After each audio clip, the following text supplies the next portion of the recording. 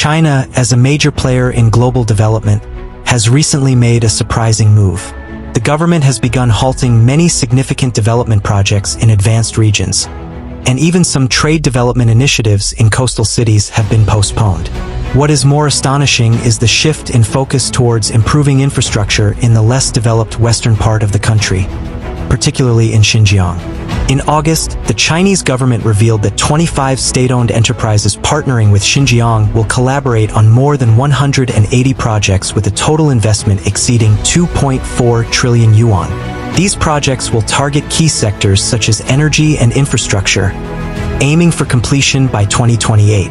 This news has left many people wondering, isn't most of Xinjiang a desert? Why is the Chinese government choosing to invest in such an area? If you like our video, please click to subscribe so you don't miss our latest videos. Now let's dive into today's topic. You might be surprised to learn that Xinjiang is vast, covering 1.7 million square kilometers, which is comparable to the size of 7 United Kingdoms.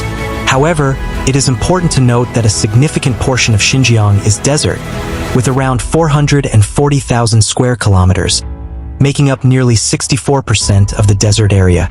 The country and around 26% of Xinjiang's total land area consist of desert. Xinjiang has 3 major deserts in China: the Taklamakan Desert, the Gurbantunga Desert, and the Kumtag Desert, which are also among the top 10 largest deserts in the world. This makes Xinjiang one of the most seriously desertified areas in the world, especially because most of the deserts here are moving sands, which are very difficult to prevent and control. The characteristics of desert areas include a dry climate, rare rainfall, and strong winds. The ecological environment is very fragile, making it essentially difficult for people to settle in such places for long periods, resulting in relatively sparse population density in Xinjiang. From the information above, you might think of the vast Gobi Desert, assuming that this land is resource-poor and economically underdeveloped. However, in reality, the situation is not as you might think. Despite the serious desertification problems in Xinjiang, this land has become a huge energy warehouse under China's development and utilization. It is known that Xinjiang's resources include various energy sources such as coal, natural gas, and oil. For example, energy projects like the West-East gas pipeline and power transmission from Xinjiang are facilitated through these transmission channels. Coal, natural gas, and electricity continue to be transported from Xinjiang to eastern China, supporting the production and development of economically advanced regions. First is photovoltaic power generation. Due to the long hours of sunshine and abundant sunlight in desert areas, this region has become an important base for photovoltaic power generation.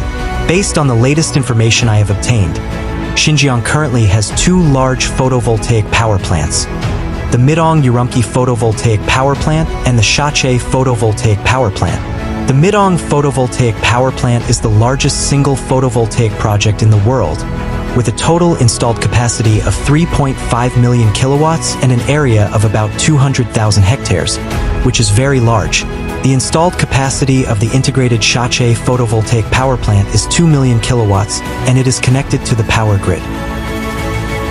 According to data from the China Electric Power Corporation, industrial power generation in Xinjiang above a certain scale reached 491.30 billion kilowatt-hours in 2023, an increase of 4.5% year-on-year, ranking 5th in the country. In terms of power transmission, in 2023, Xinjiang's power transmission reached 126.2 billion kilowatt-hours, and cumulative power transmission has exceeded 740.8 billion kilowatt-hours. According to the data, Xinjiang's power transmission has generated more than 278 trillion yuan in revenue and increased tax revenue by about 2 trillion yuan. These figures are impressive. The 4 power transmission channels in Xinjiang have also directly stimulated investments of about 200 billion yuan. Xinjiang has ranked first in the country for 3 consecutive years. Besides oil and natural gas, Xinjiang's coalbed methane resources are also very rich. Coalbed methane, also known as gas, has properties similar to natural gas, with predicted resource volumes reaching 7.5 trillion cubic meters, accounting for 26% of the country's total. Among them, The predicted volumes of oil and natural gas resources are 23 billion tons and 17.5 trillion cubic meters, respectively, also ranking first in the country. Additionally, leveraging high-quality local coalbed methane resources, Xinjiang Energy has developed a coal-to-gas project with an annual output of 5.5 billion cubic meters. Currently, the first phase of the project has been completed with a production scale of 1.4 billion cubic meters. Even more encouraging, China Energy Corporation also plans to invest 373 trillion yuan to build the second phase of the coal-to-oil project, which is expected to be completed and start production by the end of 2027. Besides abundant oil and gas resources, Xinjiang also has significant mineral resources. There is a place known as the geological Holy Hole, where minerals formed from magma within the earth are found. This area includes China's first developed lithium and aluminum mines, and the resources in this mining area are very rich. Among the more than 140 known minerals in the world, Xinjiang includes rare metals such as lithium, beryllium, and tantalum. The scale and variety of these mineral reserves are rare globally. Additionally, there are rich underground coal resources in Xinjiang.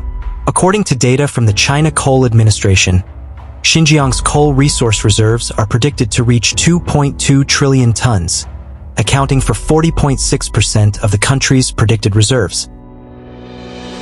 Although Xinjiang's coal resources were not fully developed in the past due to limitations such as mining technology and transportation conditions, in recent years, Xinjiang's coal production has grown at a double-digit rate annually, from 190 million tons in 2018 to 413 million tons in 2021.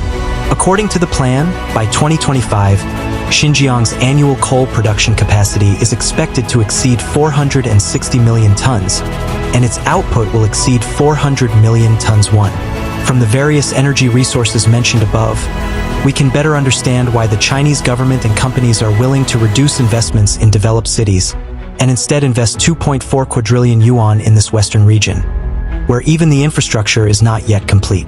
It is known that there are 23 projects in the investment plan involving coal-to-oil conversion, coal-to-gas conversion, and the construction of new energy bases, with a total investment of more than 396 trillion yuan. So why has Xinjiang, with such vast energy resources, only recently begun to invest and develop rapidly? In fact, in 2010, the Chinese Academy of Sciences published an article indicating that Xinjiang is a super energy resource area in China. Although many resources were not discovered or effectively mined in the past due to limitations in geophysical exploration technology, exploration conditions, and severe desertification, Xinjiang's energy potential has gradually emerged through years of resource exploration. Currently, Xinjiang has been designated as a National Strategic Resource Guarantee Base. This year, the Xinjiang Mining Rights Transfer Project Promotion Conference involved 12 types of minerals, including oil, natural gas, and coal, as well as 127 mining rights, marking the largest scale of mining rights transfer in Xinjiang's history. From 2012 to 2023, the Chinese government established 2,552 branches in Xinjiang with total assets exceeding 4.3 quadrillion yuan. Cumulative investment projects exceeded 50,000, with completed investments reaching 1.2 quadrillion yuan. These investments have laid the foundation for Xinjiang's current development. During this period, Xinjiang added 62,200 kilometers of roads, bringing the total road mileage to 217,300 kilometers. The total mileage of national and provincial highways is 36,700 kilometers, with first-class highways reaching 10,700 kilometers and highways of Class 2 and above reaching 69.8%. Almost all cities have access to highways. In terms of railways, Xinjiang now has 3 main railway lines with a total mileage of 8,768 kilometers in 2022, an increase of nearly 85% compared to 10 years ago. Additionally, Xinjiang has made remarkable achievements in desert control. So far, Xinjiang has established 46 national desertification control protection areas with a total protected area of 8.3 million hectares. In 2022 alone, Xinjiang built and continued to build 4 new desertification control protection areas with additional protected areas. The total value of imports and exports reached 207 trillion yuan, an increase of 42.7% year-on-year, ranking second in the country. Therefore, after the new round of effective Chinese investment in Xinjiang, it is undoubtedly becoming an important driving force for the country's industrial development. However, in more developed regions, all efforts will be in vain without sufficient and stable energy supplies. What do you think about China's 2.4 quadrillion yuan megaproject in the desert that will affect 500 million people? Please share your thoughts in the comments section. Thank you for watching this video. Don't forget to like, share, and subscribe to get our latest videos.